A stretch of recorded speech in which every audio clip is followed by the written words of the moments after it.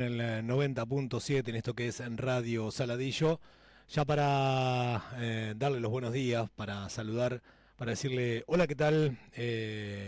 A nuestro invitado de hoy, al doctor Jorge Lenzi, Jorge Japo Lenzi. Japo, ¿cómo andas? Buenas tardes. ¿Qué tal? Buenas tardes, Nacho, y buenas tardes a toda la audiencia de la radio. ¿Cómo andás, Japo? ¿Contento? Todavía no, es decir, recién aterrizando un poco de lo que ha sido lo intenso de esto de haber estado el 31 en este acto de la imposición de nombre de la calle, ese acto tan lindo, simple y tan lindo que se hizo en el Círculo Médico, porque además reunió un montón de gente conocida, querida y representativa de cada sector de mi vida, te diría. Es decir, te decía recién, cumplí 70 años en mayo y de alguna forma fue como pegar una recorrida así por mis compañeras de secundaria que estuvieron, gente de la carrera, gente con la que recién empecé a trabajar hace 42 años cuando llegué a Saladillo. Bueno, la verdad que estuvo gente de la política, de todos los partidos, muy lindo, muy lindo, la verdad que lo pasé muy bien y me parece increíble que ver un cartel con mi nombre en una calle de Saladillo me parece increíble, me parece por otro lado un inmenso regalo que me da, bueno, a través del autor de este proyecto, que fue Nico, el Consejo Deliberante, que es la representación de la comunidad en general, ¿no? Del pueblo. Es muy importante. Mirá que yo en el 2008 con lo del ciudadano distinguido me quedé impactado además por la contundencia del acto en el recinto del Consejo Deliberante, que estaba repleto de gente. Esto fue algo más íntimo, pero fue no sé, también me agarra con varios años más, ¿no? Igual, el ciudadano distinguido fue el 2008 y ahora tengo unos cuantos años encima más que en 2008 y eso también impacta diferente. te acoto, Japo, y coincido plenamente porque uno trata de dejar una huella en su vida, ¿no? Este acto viene como a perpetuar, ¿no?, esa huella que uno dejó en la vida, porque después con el paso del tiempo, el ciudadano distinguido, tus operaciones, tus distinciones que has tenido en otros países, se van perdiendo, ¿no? Sí. Después con el paso de los años comienzan a perderse. Con el nombre de la calle queda perpetuado, va a quedar perpetuado en el colectivo, en la memoria. Che, ¿quién fue Jorge Lenzi? Bueno, mirá, Jorge Lenzi es esto, tuvo una calle por esto, Jorge Lenzi, ¿no? Sí, de esa manera lo interpreté cuando Nico me comunicó la intención de presentar. Nico es muy respetuoso y lógicamente, como corresponde, vos antes de hacer un homenaje, más un homenaje que va a ser, o vos presumís que va a ser en vida, porque cuando él hizo ese proyecto, ¿no? Es decir, me consultó cuando me pidió el currículum y todo eso. Yo lo interpreté como esto, como lo que vos decís, tratar de alguna manera premiar esa huella que vos de alguna manera pudiste forjar a través de lo más lindo que tenés, que es haber podido cumplir con tu profesión, en tu medio, con tu gente. No debe haber cosa más linda que esa, que vos en cualquier ámbito de la vida lo que aprendas puedas volver y aplicarlo en tu comunidad, en tu comunidad chica, en tu ciudad, el lugar donde vos naciste. En mi caso hiciste tu primaria, tu secundaria, donde volviste después de la formación universitaria y después de la residencia. Yo llegué de vuelta a Saladillo, llegué de vuelta en el 84, me fui en el 74, pero en el 84 yo regresé ya formado como médico cirujano. Vos naciste acá, Japo, ¿no? Nací circunstancialmente el 25 de mayo. Ajá. ¿Por qué circunstancialmente? ¿Cómo te agarró? Cuestiones para un programa extenso. Ah, bien. Pero no importa. Lo importante es que nací circunstancialmente el 25 de mayo y allí estoy registrado, por lo tanto para el folclore de fútbol soy del otro lado de la orilla, ¿viste? Soy uruguayo. Pero estuve en 25 de mayo de mi nacimiento hasta que vine acá mi casita de la calle Mitre 60, ahí entre Pereira y Estrada, todo de tierra en esa época, y con Goro viviendo a la vuelta sobre Pereira, a las 24 horas de haber nacido menos. Te pregunto, ¿tu papá era de 25 o No, estaba no, circunstancialmente allá? No. No, fue por la atención médica. Bien. En ese momento, no porque no hubiera buenos profesionales acá, pero bueno, en esa época, 25 de mayo, tenía un profesional muy prestigioso en el área de la obstetricia, que era el doctor Carlos Muntada, que tenía su sanatorio para una maternidad, que después fue la clínica Alcorta, hoy no está más, y bueno, fue por eso, nada más, fui a nacer y volví. Estabas viviendo acá, varias horas después, sí. Es como que sí, quienes van hoy a tener los chicos a La Plata o... Sí, está bien, sí. está bien. ¿Y a dónde fuiste? ¿A qué jardín? ¿Fuiste jardín? No, yo soy de la generación... Yo pregunto porque en esa generación no, se mira, saqueaba yo no bastante, recuerdo ¿no? compañeros, amigos míos de la infancia, es decir, toda mi saga de amigos de la infancia, hasta los, digamos, compañeros que fue adquiriendo en el Colegio Nacional, todos los de la infancia, creo que yo tengo, casi ninguno fue a Jardín de Infantes, así Claro. se llamaba, Jardín de Infantes.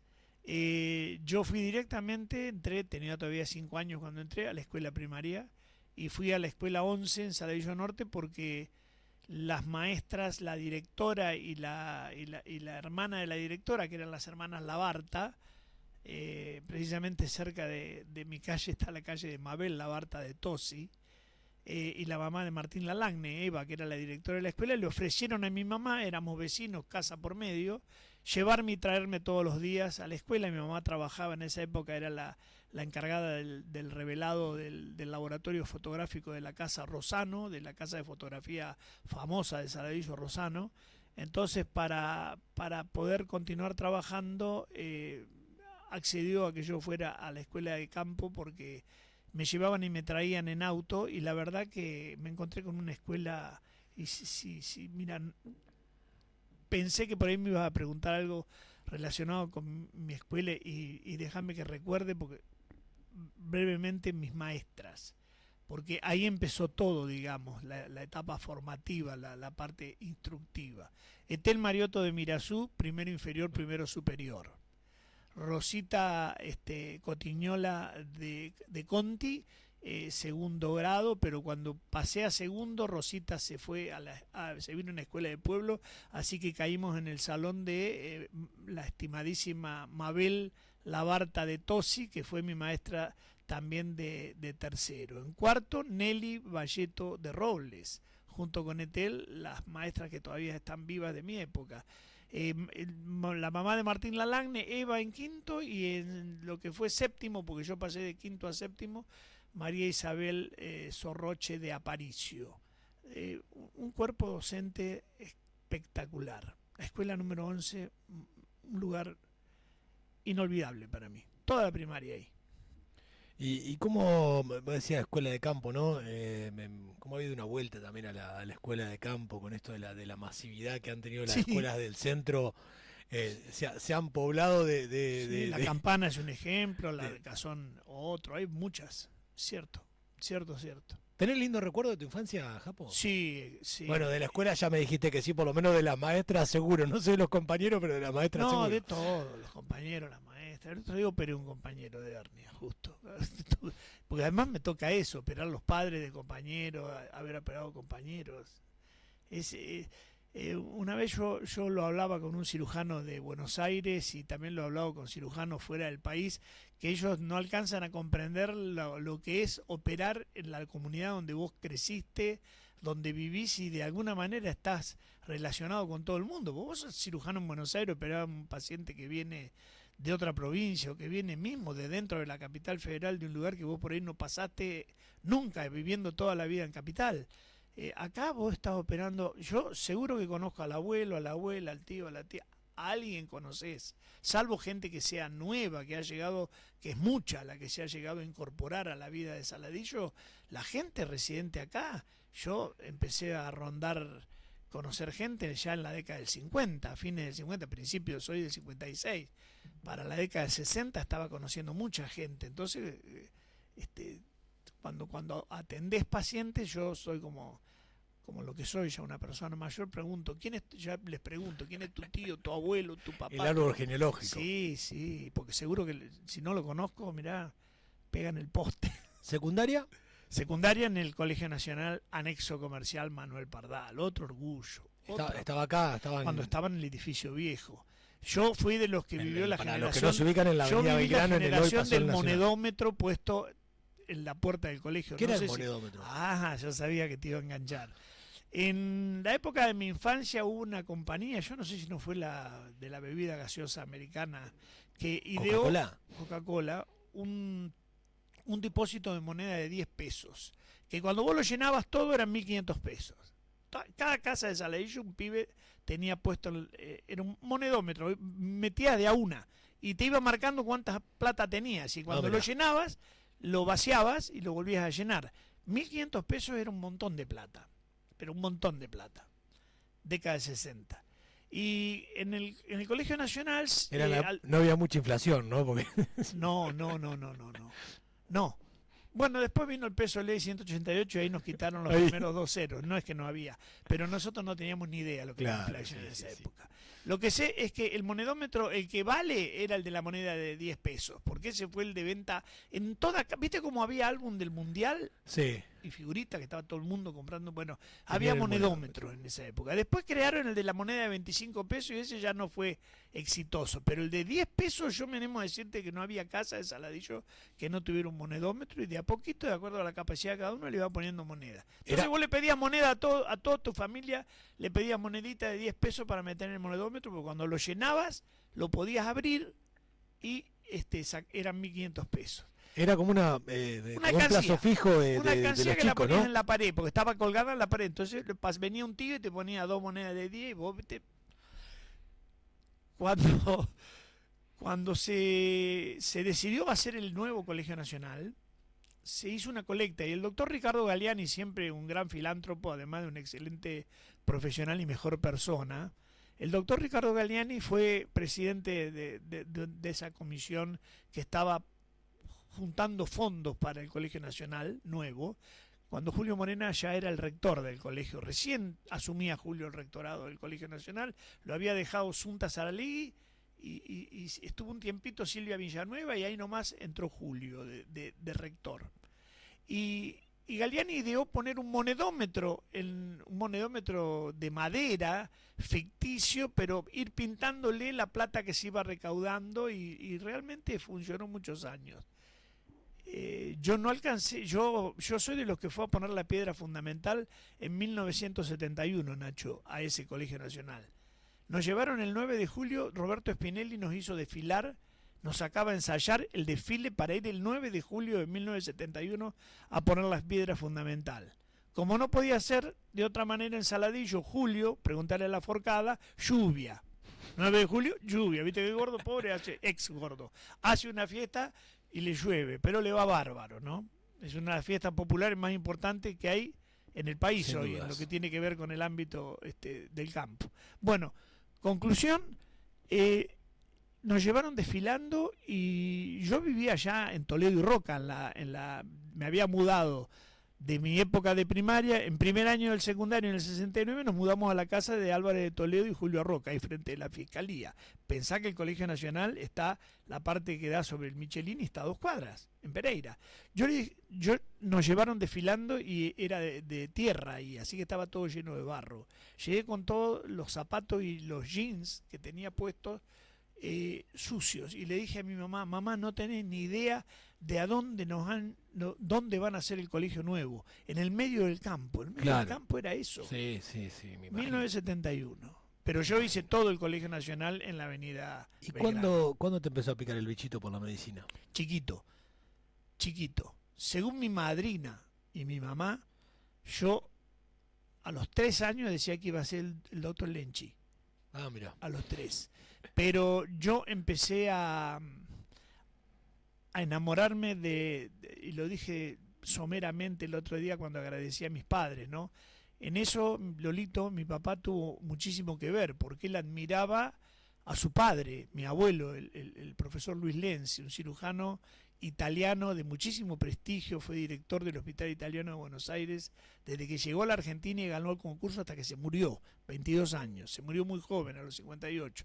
Un cirujano tremendo, iba a aprender a Londres, a Francia, era un fenómeno. Luigi Lenzi, nombre italiano Luigi, acá traducido era Luis Héctor Lenzi. Y mi papá me contaba historias y me mostraba fotos del abuelo, o incluso operando en Italia en un anfiteatro vestido prácticamente, sin guantes, haciendo anestesia con éter. Y eso a mí me marcó. Yo siempre quise ser médico y siempre dije que iba a ser cirujano. Estaba buscando, porque de la mañana, acomodando un archivo, ¿no? Me apareció que un día como hoy, figuran las efemérides de Saladillo, no sé si sos incorporado o qué, en 1995, como miembro de la Federación de Sociedades de Cirugía de Laparoscópica. Sí, eso Justo un fue... 3 de agosto. Mira vos. Está puesto en las efemérides de Saladillo, Japo, ¿no? Sí, no, mira, me acuerdo porque fue no fue acá, fue en Brasil. Fue la composición de esa federación internacional se hizo en el único lugar de Brasil donde hay nieve, en Gramado y Canela, en esas dos ciudades del estado de Río Grande do Sul. Yo me acuerdo que volé a Porto Alegre y desde Porto Alegre a la ciudad de Gramado nos llevaron en bus. Y ahí en ese congreso, que fue lo que se llama un workshop, el primer workshop que combinamos las ciudades de laparoscopía de Argentina y de Brasil, se creó una federación internacional y a mí me incorporaron en esa federación. No sabía que era el tren. Me acordaba que era agosto, ¿eh? Mirá. Japo, y decime una cosa, bueno, te fuiste a estudiar. ¿A dónde te fuiste a estudiar? A La Plata. A La Plata. 2 años viví en una pensión. Uh-huh. 2 años, ¿eh? El primero y segundo año, por eso yo a veces le digo a los chicos, porque todo el mundo piensa a lo mejor que vos toda la vida tuviste una vida súper acomodada, así que problema puede tener que el padre era dueño de una estancia. No, yo me fui a vivir con mis compañeros, con 3 compañeros del Nacional. Juan Conde, Juan Izaguará y Lalo Morena, a una pieza de una pensión en la calle 3 entre 51 y 53. Durante 2 años vivimos, después del segundo año se fue Lalo y vino Mario Angelani. Vivimos 4 en una pieza, con baño afuera. Y perfecto, podíamos estudiar perfectamente, nos acomodábamos, obvio que no nos juntábamos a estudiar todo adentro de esa pieza, porque era imposible, pero todos teníamos compañeros de estudio en otro lado y se acomodaron. Y nos acomodamos, pero perfectamente, ¿eh? Perfectamente. Después me fui a una casa, éramos 6 en la casa. Japo, ni un problema. ¿Hiciste toda la carrera en La Plata? Toda la carrera en La Plata, entré en el 74 en marzo y egresé el 21 de diciembre del 79. 5 años y 10 meses, tenía el título de médico, tenía 23 años todavía. ¿Y qué hiciste después? Hice la residencia. Me fui y me presenté en Buenos Aires. De cirugía, obvio. No, mira, ¿no? Mucha gente no sabe por qué. Yo, sí, obviamente cirugía, pero yo me había entusiasmado muchísimo en el último año de la carrera con hacer cirugía cardiovascular pediátrica. Yo sabía que existía el servicio del doctor Eduardo Kreuzer, el mejor de América Latina, en el Hospital de Niños Ricardo Gutiérrez de Buenos Aires, y me presenté. Había 2 vacantes para la residencia. Y yo estaba en la posición 58 en un ranking para 700 personas. Yo estaba 58 por examen y por promedio y entrevista. Estaba en esa posición, pero 58 para elegir entre todas las especialidades. Entonces tenía chance de agarrar la cirugía cardiovascular pediátrica porque no había tantos que querían hacer esa especialidad. Y me tocó hasta que el número 57 iba una vacante libre. Y el 57 subió y eligió él la vacante esa, para después no tomarla. Entonces a mí me llamaron inmediatamente, entonces lo más cerca que tenía el corazón era el tórax. Y me metí en cirugía torácica en el Hospital Tornudo de Buenos Aires. Y hice todo un año. Cuando me promovieron a segundo año, me fui a hablar con Eduardo de Santibáñez y le dije, Eduardo, voy a volver a Saladillo. Eduardo me dijo, tenés que hacer cirugía general entonces. Y me anoté de nuevo en todas las residencias y gané en la provincia de Buenos Aires, entré segundo. Así que fui el primero en elegí el mejor servicio, que en ese momento era el Hospital San Martín de la Plata, el pabellón Firoquieto. Y ahí hice toda la residencia de cirugía general y me vine En mayo del 84, el 2 de mayo, empecé a atender en mi casa y a trabajar en el hospital y a trabajar en la clínica. Trabajé 10 años en el hospital, fui jefe de cirugía desde el 88 hasta el 92 y en la clínica trabajé, salvo los años que estuve en el exterior, incluso cuando los 10 años que trabajé en Junín al volver de Singapur, en la clínica siempre seguí trabajando. Hace 42 años que trabajo en la clínica. ¿Y por qué te fuiste del hospi, Japó? Aunque te parezca mentira, fui daño colateral de la política, si se quiere, en ese momento. Política de la que yo no participaba para nada. Pero bueno, no, es decir, ni siquiera me fui por un problema mío, sino por defender a un cirujano que trabajaba en mi servicio, que no tenía responsabilidad, que le estaban achacando en un hecho donde quien sí tenía la responsabilidad no fue sancionado. Así que por eso me fui. En noviembre de 1994. ¿Y cuándo te vas a Singapur? En octubre de 1998. 4 años, casi 4 años después. Ajá. ¿Y cómo llegas a Singapur? O sea, ¿por qué te vas a Singapur? En primer lugar, yo entre el 94 que me fui del hospital, justo ese año yo había ingresado como miembro fundador de la Sociedad Argentina de Laparoscopía, de cirugía laparoscópica, y ya hacíamos laparoscopía desde el año 90. Yo empecé a hacer cursos en el 90, pero operamos nuestra primer paciente con Carlitos Greco y Sudaire, que fue la mamá de Tito Pantín. La operó Carlitos, Sudaire y yo fuimos los ayudantes. Guillermo Sudaire. En 1992, enero, 25 de enero del 92. Desde allí yo fui yendo a muchos congresos internacionales y me di cuenta de que para desarrollar bien la laparoscopía había que irse al exterior y hacer lo que se llama un fellowship, que es como una residencia especializada en laparoscopía de avanzada. Y ahí empecé a mandar cartas a universidades de todo el mundo y no me daba el piné porque los sueldos no me servían para bancar una familia. Claro.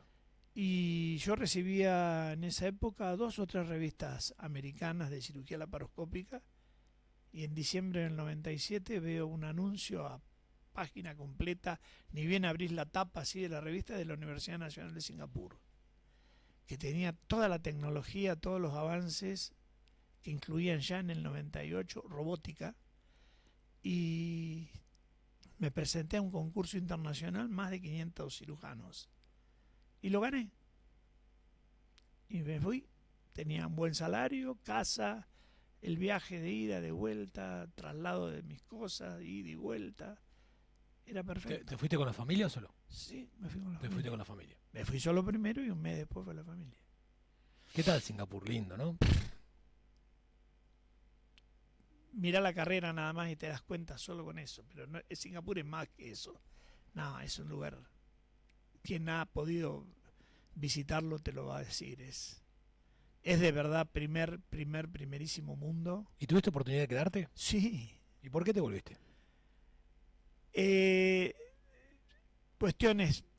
Es un mix entre lo personal y es decir, yo tenía mi vieja, mi hermano que vive conmigo desde que murió mi mamá, tiene 84 años, está bárbaro, pero él no es independiente, es decir, necesita a alguien, tiene un grado de, no de discapacidad porque no es incapaz físico, pero desde el punto de vista intelectual, la mentalidad de un niño. Entonces, mientras estaba mi vieja bien, estaba con mi mamá, pero mi mamá ya tenía sus años cuando yo me fui a Singapur y no podía.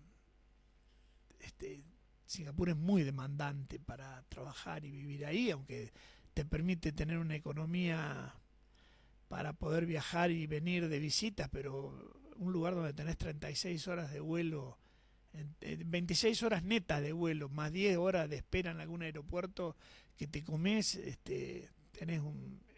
una distancia muy grande. Claro. Y además había otra cosa, que era que yo me propuse ir a aprender para después venir y replicar dentro de lo posible y dentro de las posibilidades en el país y en Saladillo lo que yo iba aprendiendo. Y si me quedaba tampoco iba a poder cumplir con eso.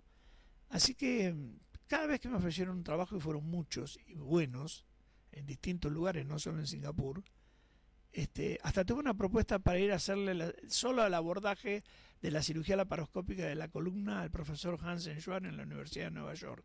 El tipo tenía un cirujano que es conocido, que le hacía los abordajes, y yo le hice un abordaje en una cirugía, en un curso en vivo, con transmisión directa en vivo, un auditorio con 150 neurocirujanos y traumatólogos, y cuando terminó la cirugía me dijo dos cosas: te propongo que te vengas a trabajar a Nueva York, y la otra, cuando sea el Congreso Mundial el año que viene, que voy a operar otro caso, quiero que vos seas el cirujano que me haga el abordaje. Porque para operar la columna por la laparoscopía, el neurocirujano traumatólogo necesita que el abordaje por vía transabdominal se lo haga un cirujano general, laparoscopista.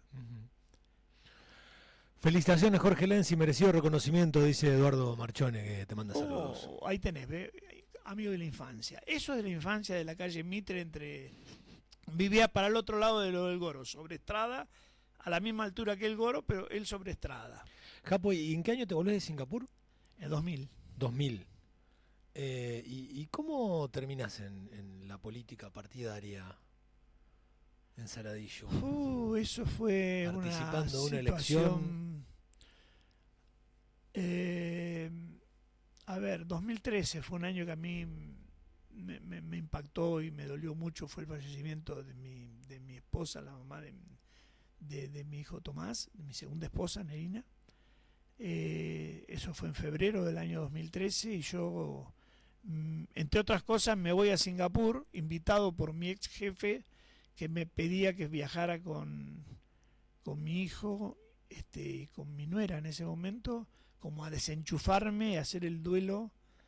Me tuvo 20 días en Singapur, arropándome y mimándome. Y cuando regresé, tuve una propuesta de Walter Abarca para sumarme al espacio y para encabezar la lista de concejales. Y yo le pregunté, pero yo sabía que en esa época el Frente para la Victoria tenía muchas agrupaciones, ¿te acordás? No era, sí.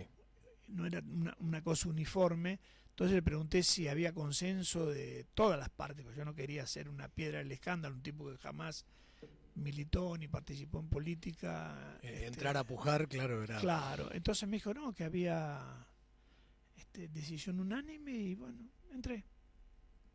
Fue una etapa, 8 años, terminó y ya está. Pero lo que es importante, mira, te voy a decir dos cosas de eso.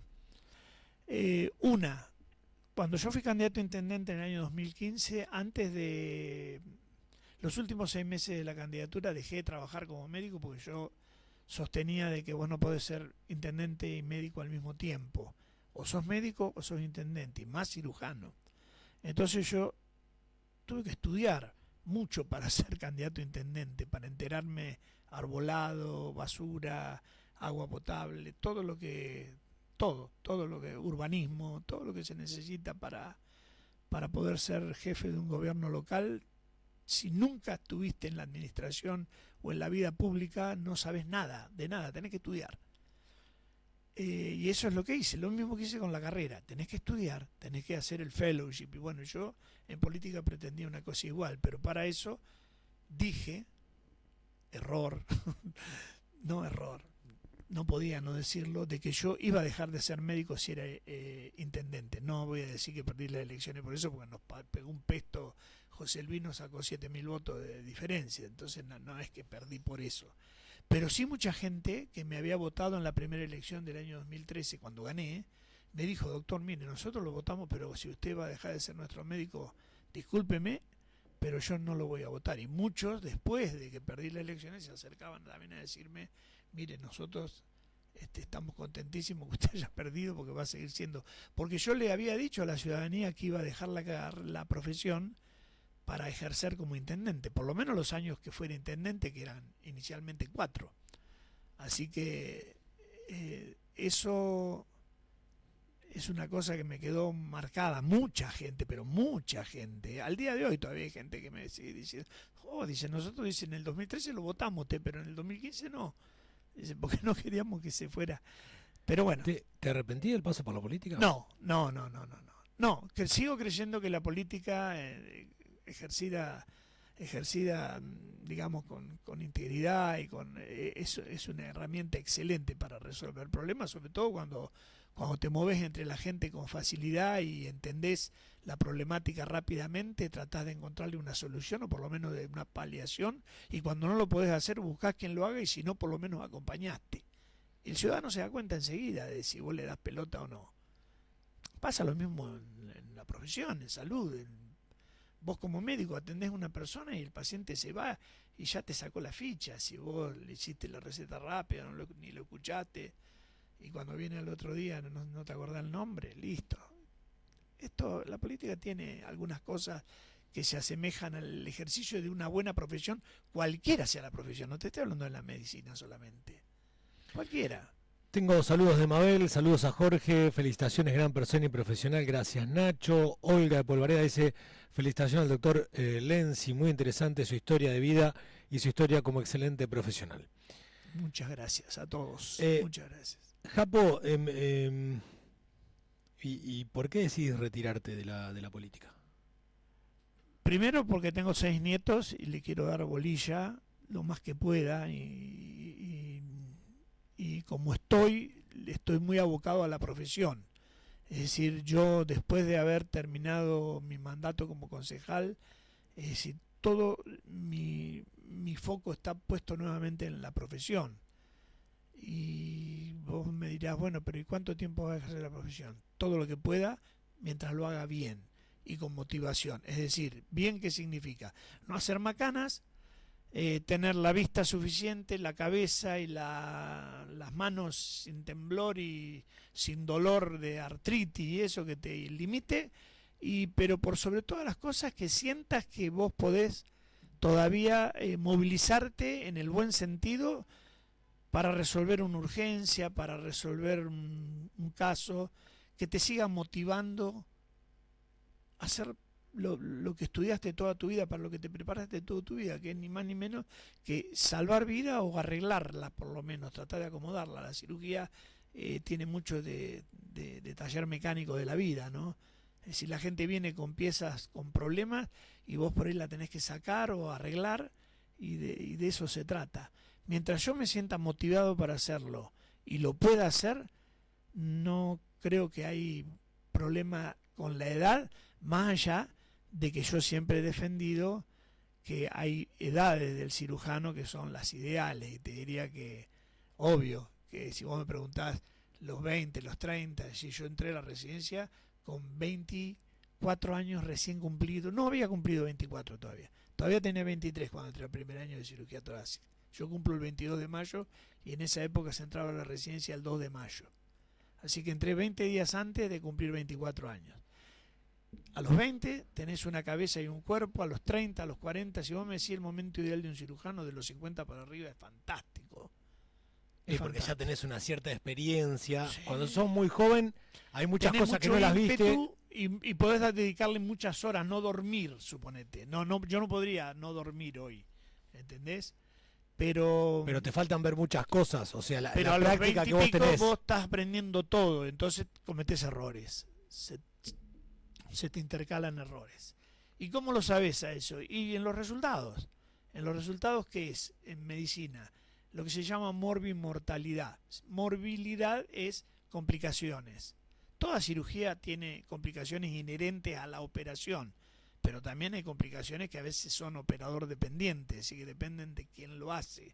Bueno, todo eso tiene una métrica, se mide, y vos cuando ves que estás igual o mejor que con cualquier métrica, vos decís, bueno, en mi territorio y con lo que yo hago, porque yo tampoco hago trasplante, ¿entendés? Yo opero un cáncer de colon, opero la vesícula, opero la hernia, le opero el cáncer de piel, el lipoma, una obstrucción intestinal. Es decir, lo que vos hacés en cualquier lugar de 40.000 habitantes, obvio que yo no hago bypass coronario, entonces, pero en lo que hago, yo sé que tengo los resultados que estadísticamente tengo que tener y mejor también, entonces estoy bárbaro. El día que yo vea que eso se empieza a modificar y que digo, che, ¿cuántos pacientes me supuraron o cuántos se me complicaron? Listo. Seguís disfrutando de la cirugía. Totalmente, ¿Te pones nervioso ante una cirugía? No, no, como vos no te podés yo me cago todo cuando voy a una radio, un set de televisión, porque entras en los hogares, entras con la gente. El quirófano para mí es mi ambiente, como para vos por ahí lo es este ambiente. Es lo mismo. ¿Qué hechos, o hechos recordás en todos estos años, Japo, que a vos te producen mucha satisfacción, mucha alegría interna? Que vos decís, te acordás de este hecho y decís, mira, por esto vivo, por esto me pongo Te contento. voy a elegir dos. Y los dos vienen del interior del partido de Saladillo. Y los dos son desde el Carril. Y me acuerdo los apellidos, pero no te los voy a decir porque nunca lo he comentado. Un paciente una vez trajo una niña de unos 8 o 9 años con una apendicitis aguda y no tenía obra social. Yo no recuerdo por qué razón él requirió ir al privado, porque yo todavía trabajaba en el hospital cuando esto pasó. Podría haber operado en el hospital. Por lo que sea, él quiso que se operara en el sanatorio y que lo operara yo. Pero me pidió para pagarme los honorarios como dicen, en cuotas. Ujú. A lo que yo accedí. Además, un honorario de los míos, que no son honorarios. Bueno, Light, digamos. cuando y vino durante los primeros vino al primer mes, me trajo, me acuerdo, 100 pesos, un marrón. Al segundo mes, otros 100 pesos. Y cuando vino al tercer mes le dije, no me traiga más nada, usted no me debe nada, porque ver ese hombre que realmente le costaba juntar la plata, venir a traerme, eso es una. Y la otra, un chiquito que tenía menos de 6 años, que operé de un problema en los testículos que se le iban para arriba. Y obviamente cuando vos tenés testículos fuera de lugar, en el abdomen o en ascensor se le llama también, testículos dentro del abdomen tenés 1 grado más de temperatura que en el escroto. Entonces, si vos no lo bajás antes de que el chico empiece a formar espermatozoides, ese chico puede ser estéril y no poder tener hijos. Y un día, en la campaña política intendente, se me acerca un bombero con 2 pibitos, uno chiquitito a cada lado, y me dice, ¿usted sabe quién soy yo? No, fulano de tal. Dice, usted me operó de los huevitos cuando yo tenía 5 años. Y venía con los 2 hijitos. Mira qué lindo. Tremendo, tremendo. Me acuerdo y me emociono. De él no me acuerdo el apellido ahora. Pero sin duda que verlo con los hijos. Sí, no pero no lo olvido, no me olvidaré en mi vida, salvo que agarre el Alzheimer, si no, no me olvidaré. Japo, ¿de qué cosa nos repetirías? No puedo decir cuestiones que tengan que ver. A ver, nada de lo que haya hecho en mi vida profesional, incluso en mi vida política, puedo decir que no la repetiría. Por ahí sí entiendo que la política para mí es un capítulo que se cerró. Leo todo el tiempo, miro, estoy súper informado, pero Pero no te volverías a meter. no, me costó mucho incluso, es decir, el tema de lo que le llamamos grieta y la división que por ahí tienen los argentinos, cuando vos trabajás en política te das cuenta de que impacta. Y no me gusta eso, porque incluso me ha impactado hacia adentro de mi propio grupo familiar en algunas situaciones. Entonces, lo que menos quiero es a los 70 años tener esa experiencia de que te miran distinto cuando te miran a través del cristal de la política. Incluso gente que vos sabés que te adora. Esta Argentina yo siempre Sí, digo, el del día que se blanco y solucione negro, ¿no? eso, Argentina, como dice el actual presidente que tenemos, se va para arriba como pedo de buzo, pero tenemos que solucionar ese problemita. Sí, que sí, tenemos. porque es la Argentina del blanco negro, del tango, Sí, la sí, milonga, del Boca River, del Foro Chevrolet, del Exactamente. antagonismo Es tan continuo, pasional ¿no? el argentino, por un lado, que cuando lo trasladamos a esa esfera, a la política, se complica. Se Y complica. y es hasta triste, Japo, Y sí, que es uno... hasta triste porque además vos, cuando participás, no te das cuenta de a qué extremo lo puedes llegar a llevar a eso. Entonces, no. Y eso de que yo soy un tipo que vos me has visto periodísticamente en la política y no soy de andar Equilibrado. peleándome con los... No, ha sido Pero, siempre... al contrario, siempre he tratado de estar siendo un componedor, ¿no? Ha Yo sido siempre equilibrado digo que siempre hubiese tu podido discurso, ¿sí? ser... capaz que me hubiese gustado, a mí no me gusta el derecho, pero para ser diplomático por ahí me hubiese gustado haber hecho trabajar en el servicio exterior, haber sido diplomático. La diplomacia me gusta mucho. Requiere de consensos y de acercamientos y de visiones distintas para poder solucionar problemas que a veces son muy, muy graves, ¿no? Muy serios. ¿Te trajo muchas amarguras la política? No. Perder la elección fue lo que menos me afectó, aunque te parezca mentira. Y alegrías? Y alegría sí, porque es distinto. El que nunca participó en política no lo va a entender, porque yo tampoco lo entendía. Esto es como, yo no soy hincha de Boca, pero una vez mi hijo menor es hincha de Boca y vino un cirujano de Estambul, amigo mío, que fue fellow de la paroscopía en la Universidad de Singapur antes que yo. Y lo único que quiso que le mostrara a Argentina era ir a la Bombonera de un partido de fútbol. Me acuerdo que Pichón Arocena me consiguió las entradas para ir a una platea, y lo llevé. Y yo nunca había estado en la cancha de Boca. Y yo no soy hincha de Boca, pero si vos vas a ver un partido de Boca con cancha entera, entendés lo que es la pasión esa, ahí. Debe pasar en el Monumental también. Yo fui a la de Boca. Y política es una cosa que también tenés que vivirla de adentro para darte cuenta cuántas cosas te atraviesan. Pero mira, Porque te atraviesan historias lindas, feas, tristes, embromadas. me A estaba mí acordando... me ha tocado acompañar al intendente como presidente de bloque junto con Enrique Gualas, presidente de bloque, opositores, además del presidente del bloque además de Marcos, ¿no? Del presidente del bloque de José Luis, a enfrentar gente con un asesinato de un niñito de meses, con toda la gente en la puerta de la municipalidad, y hay que estar en una situación de esa, y nosotros éramos casi convidados de palo porque el reclamo enérgico estaba dirigido al intendente. Es todo un tema. Un poco más liviano que lo que estás contando, pero me acordaba, me vino a la cabeza ahora, por ejemplo, en época de campaña, Japo, cuando, bueno, había un enfrentamiento entre la agrupación del Frente para la Victoria y la sociedad rural, ¿no? Y muchos mezclaban esto de que tu papá llevaba o el salón de la rural tenía el nombre de tu papá y Sí, vos estabas no, en no, el bando no. contrario y vos decís, ¿y qué tiene que ver, no? Una cosa Bueno, con es la parte otra. de las pasiones esta que tenemos los argentinos. Por eso Y te digo, el- yo creo que en la medida que algún momento podamos alivianar ese barro y que no esté tan chirlo, si no, no nos deja mover. Estamos inmóviles. Y el ¿viste? otro día, no sé si no fue en tu homenaje, Japo, que alguien dijo, o vos lo contaste, que alguien te dijo en broma, yo no sé si era por tu papá era radical. No, eso dijo. En realidad mi viejo, no, radical no tenía nada. Mi viejo era antiperonista extremo. Bien. Gorila, todo con mayúscula. Hiper gorila.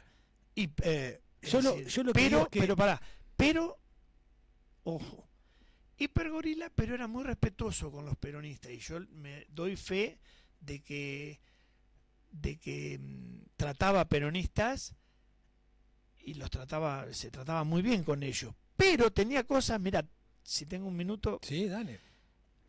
cuando yo quería tener un auto cuando era adolescente y por supuesto mi viejo me dijo, el día que usted se reciba, mi papá no me trataban de che, me trataban de usted.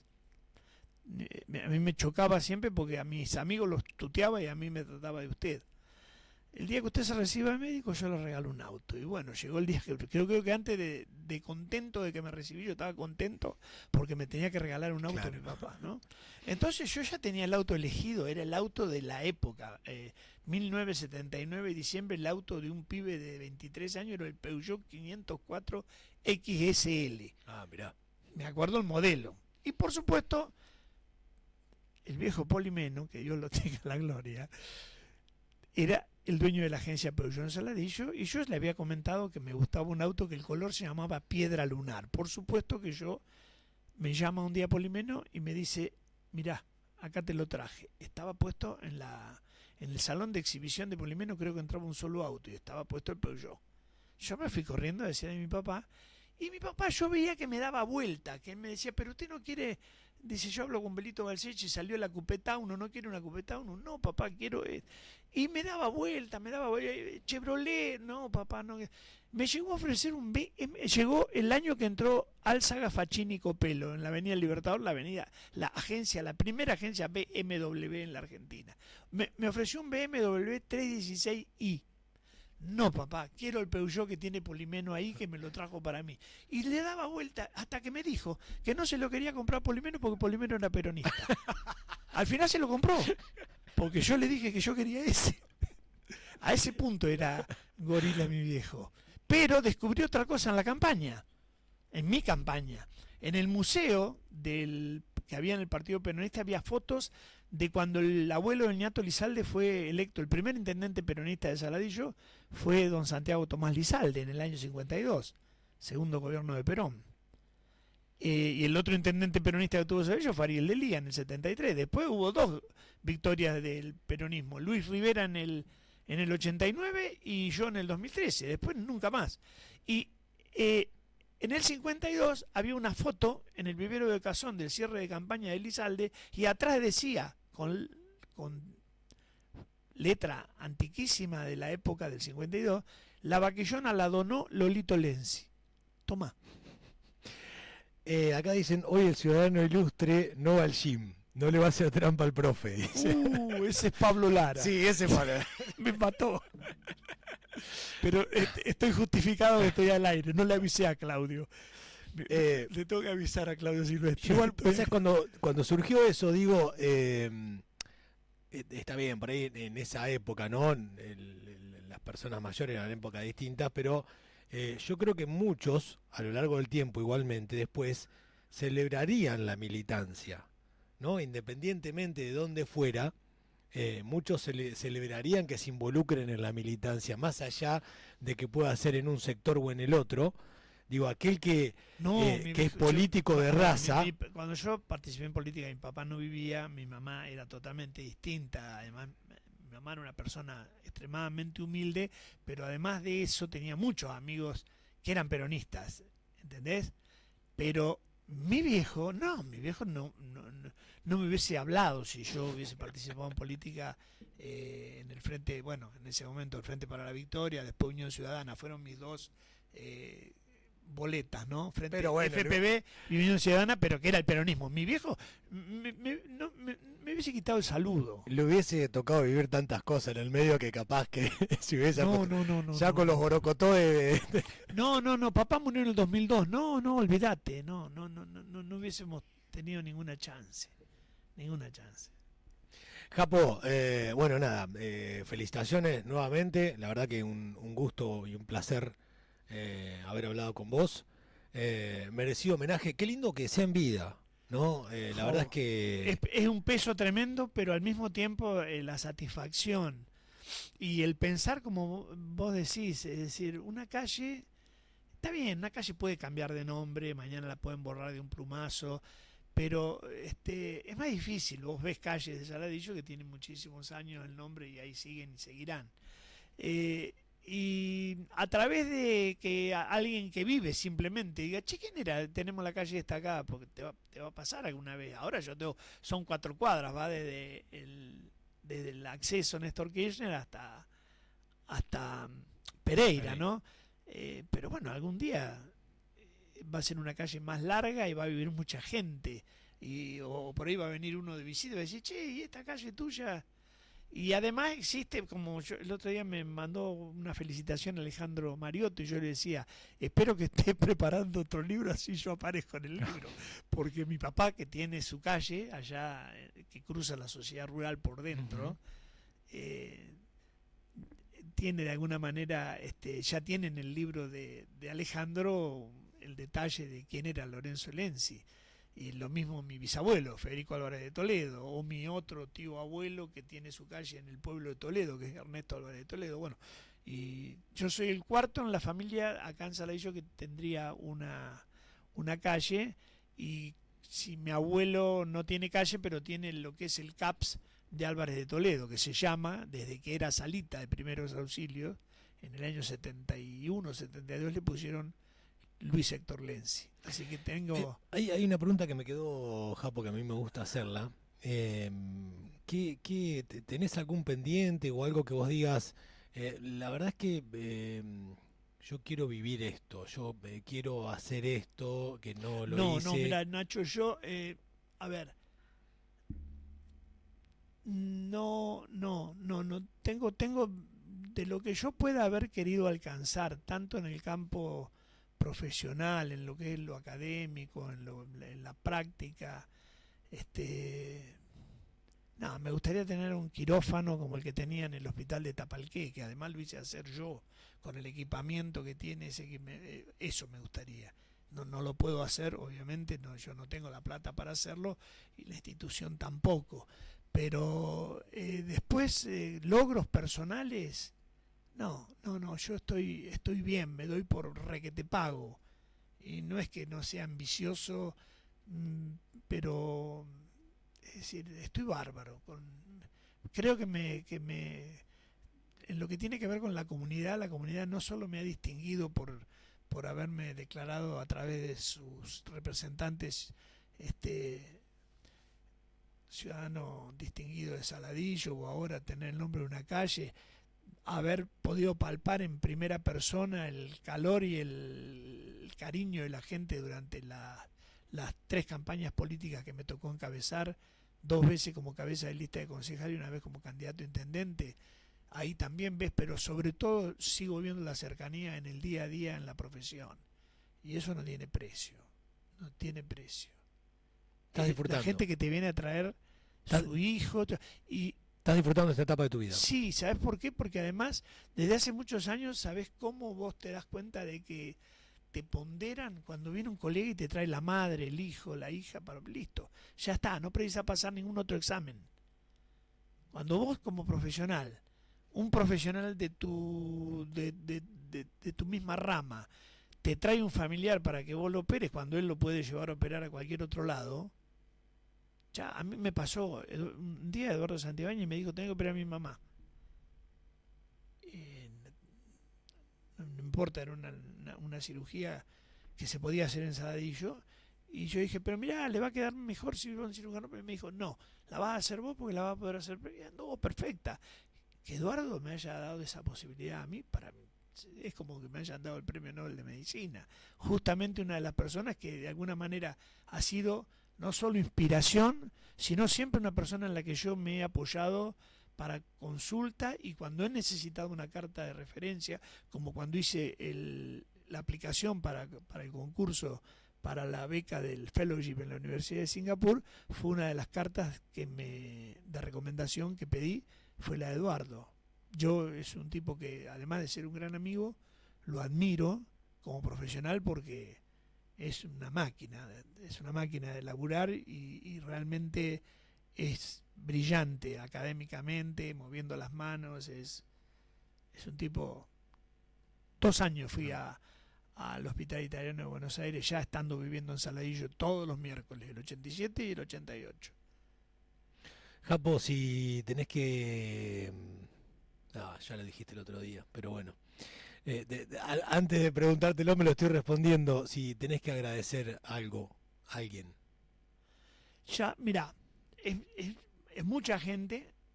En mi vida pasó mucha gente a la que yo le debo agradecimientos, pero lo remarqué y lo hice con mucha intensidad el otro día, porque yo cuando era adolescente era un poco rebelde, era un poco balinazo y no entendía el alcance de los severos puniciones a los que me sometía mi vieja, con la anuencia de mi viejo que la dejaba hacer a ella en lo que tenía que ver con la gobernanza de cómo yo me movía. Es decir, mi viejo era un gran aporte económico, abridor de puertas, pero la que manejaba el día a día era mi vieja y era muy severa, pero extremadamente severa. Me llevé matemática en primer año, todo el verano adentro estudiando, todo el verano, no fui a la pileta, todo el verano. Segundo año no me llevé ninguna, salí a todas las... Tercer año me volví a llevar matemática, todo el verano adentro otra vez.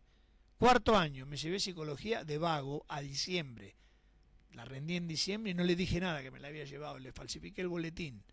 En febrero se enteró en la peluquería de que le había fabricado el boletín. Desde febrero hasta marzo que empezó el colegio, otra vez encerrado.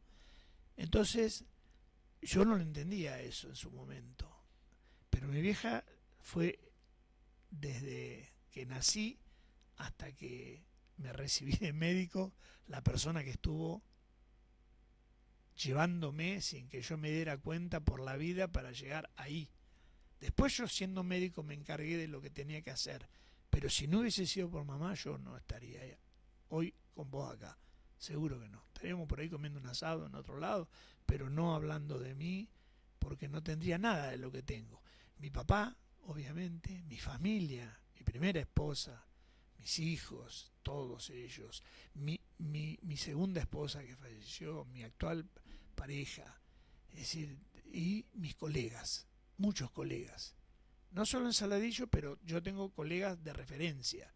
Es decir, tengo un colega de referencia que es un hermano de la vida, que es Fernando Tellería en Junín, que además de compañero de residencia, jefe de residentes mío, luego compañero de 10 años de trabajo, un tipo con el que seguí aprendiendo después de haber aprendido en el exterior, yo seguí aprendiendo durante 10 años acá en la Argentina.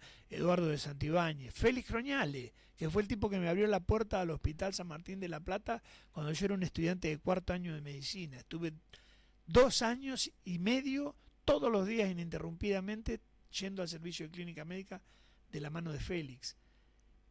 Mucha gente, Alfonso Bozano, es decir, empezaría a nombrar Noparomá, Churiasi, Galiani, Carlito, es decir, el Gallego Martínez, el Gordo Sudaire, compañeros de Alejandro. Hoy trabajamos prácticamente en team siempre, ¿no? Yo antes lo hacía con el Gallego Martínez, después con el Gordo Sudaire, y cuando no estuvo más el Gordo con Alejandro, y bueno, y se va incorporando. Ahora está Carolina López, una cirujana joven que recién hace 3 años se ha radicado en Saladillo. Yo tengo agradecimiento para mucha gente, sobre todo para los vecinos de Saladillo y de la zona que no han parado de hacerme crecer también como profesional. Porque a veces te tenés que enfrentar con casos que te obligan a esforzar la consulta con otro profesional, con algún maestro tuyo. Hoy tenés la ventaja de la computadora, la inteligencia artificial, tenés un montón de... Pero yo en una época tenía que ir a La Plata o a Buenos Aires a hacerme imprimir trabajos y de revistas que yo no podía comprar, obviamente, y venirme con una caja para leerlas después en Saladillo. Hoy lo accedes por internet, ponés en el teléfono, lo puedo leer. Cambió mucho. Pero hay casos en los que vos tenés que ir a leer porque han cambiado conceptos, la medicina es muy dinámica y la cirugía también.